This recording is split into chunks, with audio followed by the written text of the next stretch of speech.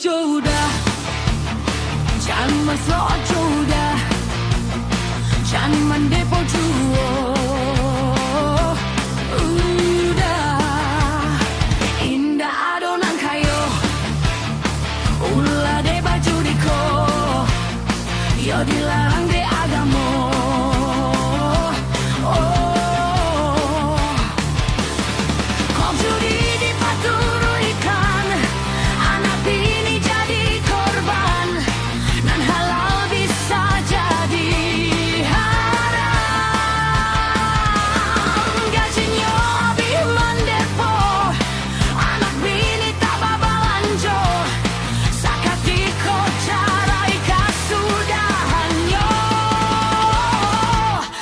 Banyak orang nan bacarai, dek ulas selot joman depo, sehingga di pengadilan agama.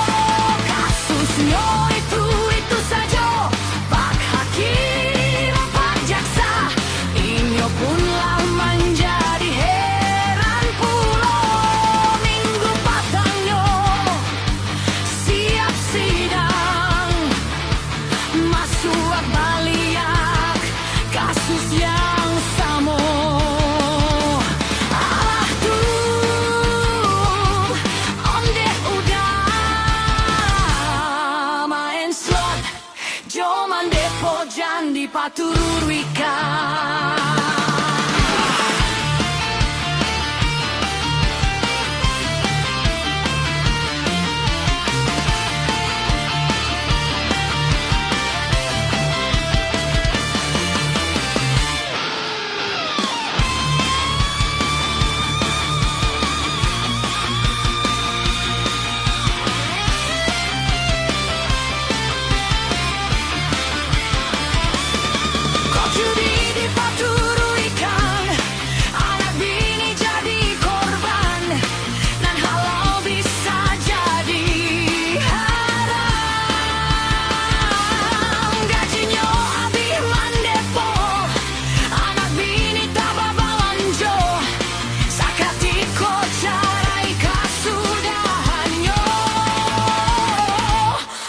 Banyak orang nan bacarai, dek ulas selot joman depo, sehingga di pengadilan agama.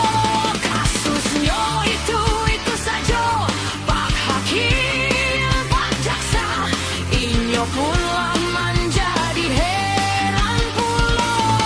Minggu tangkayo siap sidang, masuk baliak kasus yang sama. Alah tuh, onde udah main slot, joman depo.